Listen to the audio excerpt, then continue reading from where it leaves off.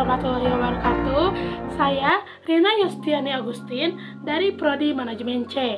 Di sini saya akan menjelaskan materi tentang bahasa Indonesia, di mana yang pertama ada hakikat bahasa Indonesia, yang kedua ada ejaan yang disempurnakan, yang ketiga ada kata, istilah, dan diksi, dan yang terakhir yaitu yang keempat ada kalimat. Langsung saja untuk pemaparannya yaitu baik, pada bab 1 ini kita akan membahas tentang hakikat bahasa Indonesia, di mana yang pertama ada sejarah perkembangan bahasa Indonesia, yaitu pada tanggal 28 Oktober 1928 hingga saat ini, bahasa Indonesia termasuk informasi yang menyangkut pada awal perkembangannya. Namun, penelusuran historis sulit menafikan bahwa masa tumbuh dan berkembangnya kerajaan Sriwijaya pada abad ke-7 Masehi, di mana sejarah ini terdapat beberapa abad, yaitu diantaranya pada abad ke-7 sampai dengan ke-9, pada abad ke-14 sampai dengan ke-16, abad ke-17 sampai dengan ke-18, abad ke-19, abad ke-20, dan abad ke-21. Di sini ada pula kedudukan dan fungsi bahasa Indonesia, di mana kedudukan bahasa Indonesia itu melalui Sumpah Pemuda pada tanggal 28 Oktober 1928, bahwa bahasa Indonesia telah menjadi bahasa nasional. Terdapat pada urutan ketiga yaitu kami, putra dan putri Indonesia, menjunjung bahasa persatuan bahasa Indonesia. Dan di sini ada fungsi bahasa Indonesia seperti yang dibedakan menurut kedudukan, yaitu sebagai bahasa nasional dan bahasa negara, di mana bahasa nasional tersebut yaitu lambang kebanggaan nasional, lambang identitas nasional, alat pemersatu berbagai masyarakat yang berbeda latar belakang, sosial, budaya, dan bahasa, alat perhubungan antar budaya dan antar daerah.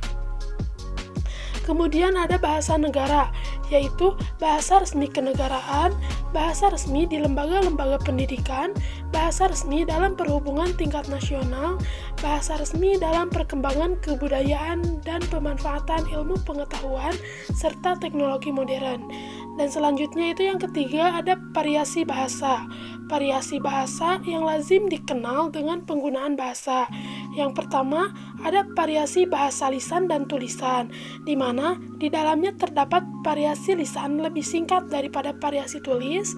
Variasi lisan yang diperlukan adanya orang kedua sebagai pihak mitra bicara dan sebagai konteks situasi dan keautentikan informasi.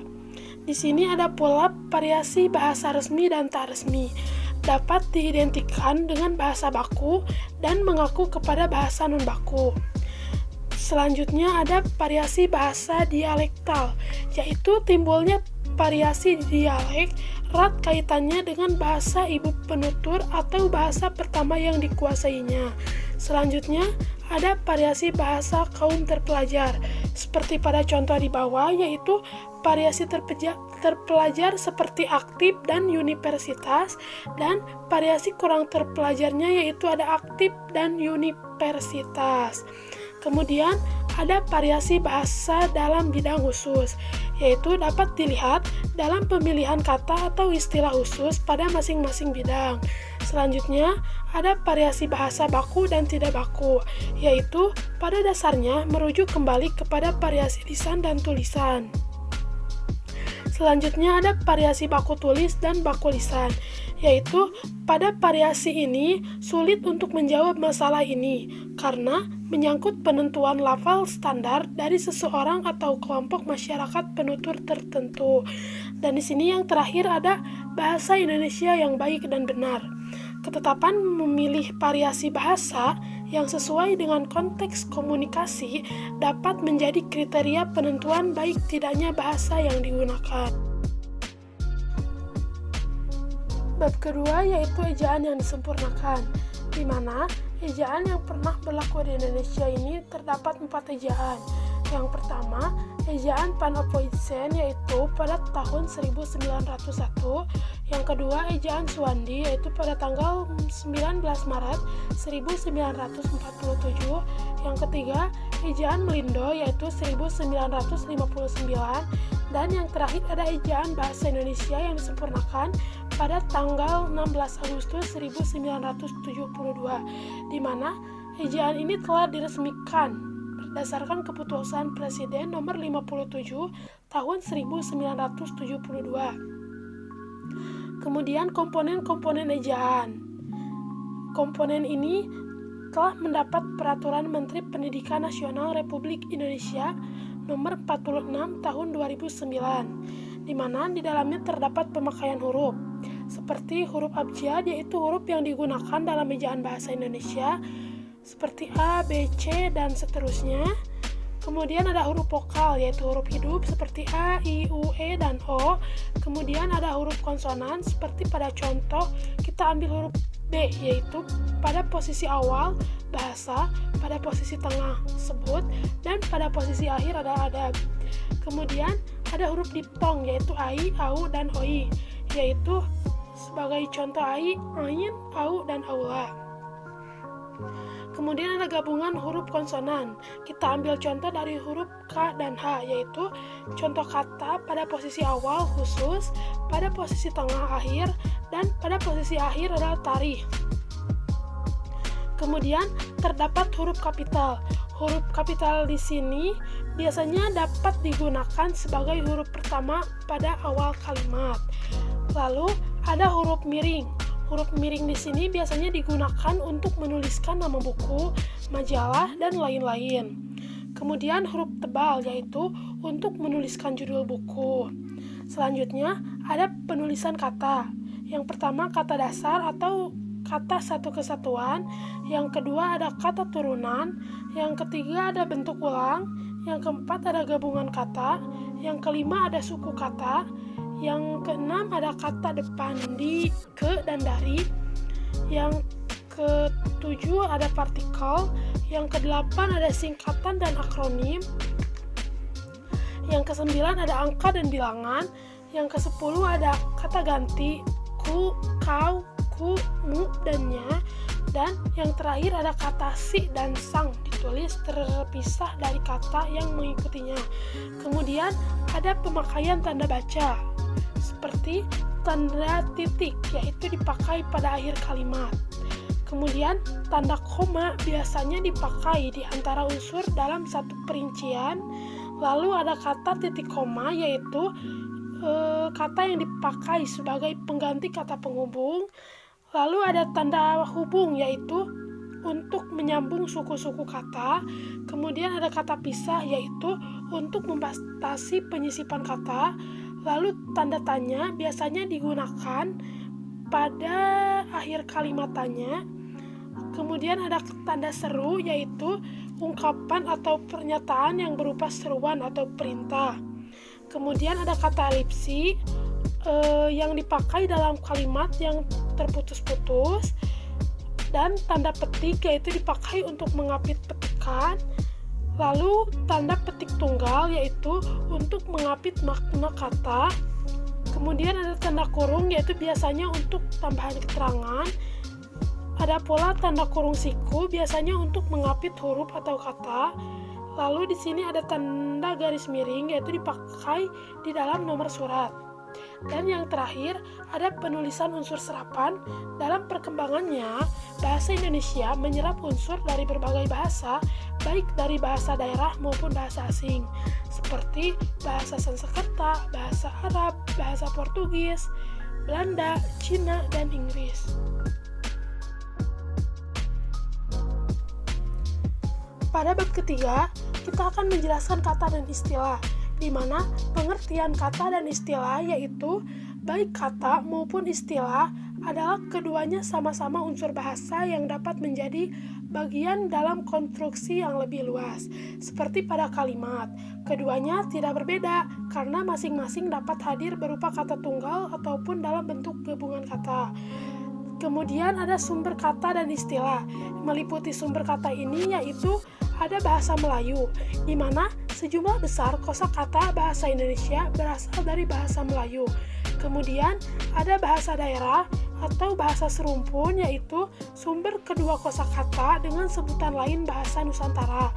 Kemudian bahasa asing yang turut memperkaya bahasa Indonesia seperti bahasa Sanskerta, bahasa Arab, dan lain-lain.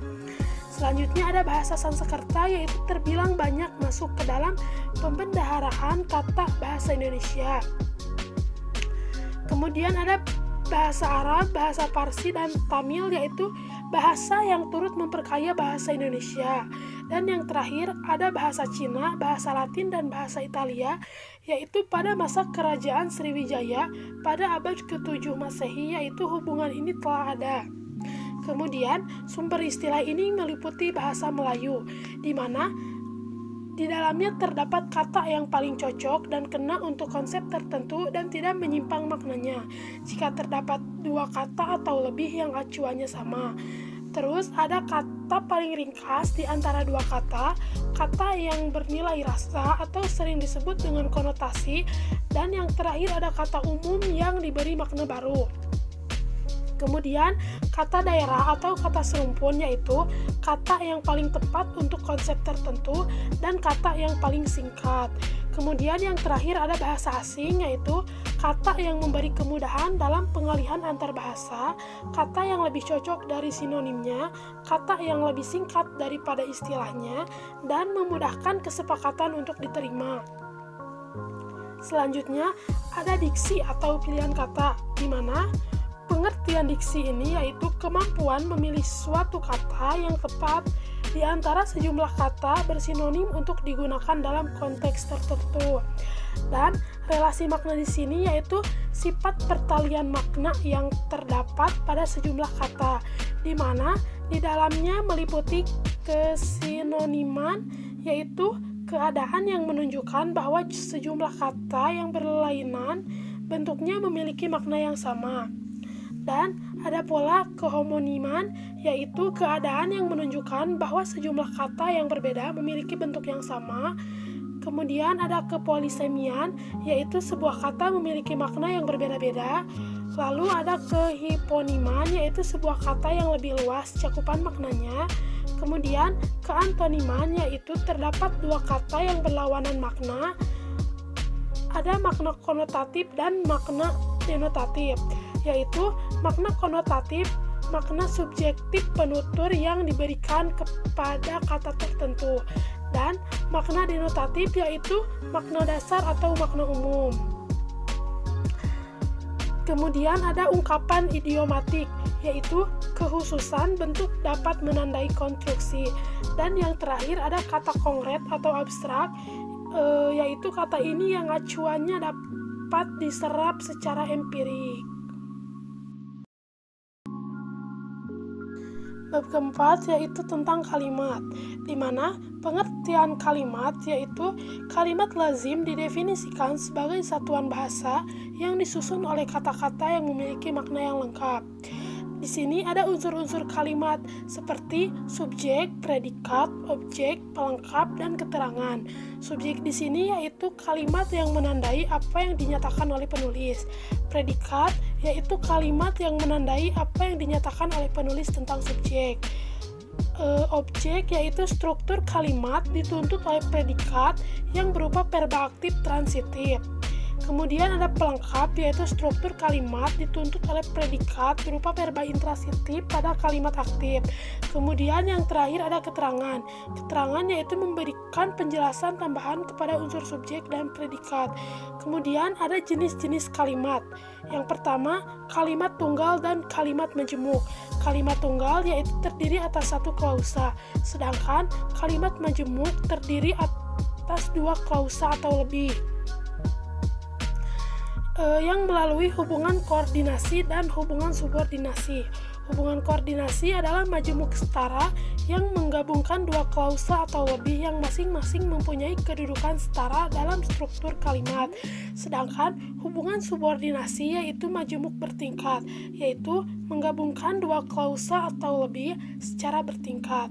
Ada yang berfungsi sebagai klausa utama dan yang berfungsi sebagai klausa bawahan. Kemudian ada kalimat efektif. Kalimat efektif yaitu kalimat yang secara tepat mewakili gagasan atau pikiran penulis. Kemudian, syarat-syarat kalimat efektif meliputi kalimat efektif harus gramatikal, kalimat efektif harus lugas, kalimat efektif harus memerhatikan aspek penekanan, dan yang terakhir adalah kalimat efektif harus sejajar, yaitu perincian beberapa unsur yang sama penting dan sama fungsinya secara berurutan dalam kalimat. Nah, mungkin cukup sekian penjelasan dari saya. Jangan lupa untuk like, comment, and subscribe. Dan tekan tombol notif agar tidak ketinggalan materi bab-bab selanjutnya. Dadah. Wassalamualaikum warahmatullahi wabarakatuh.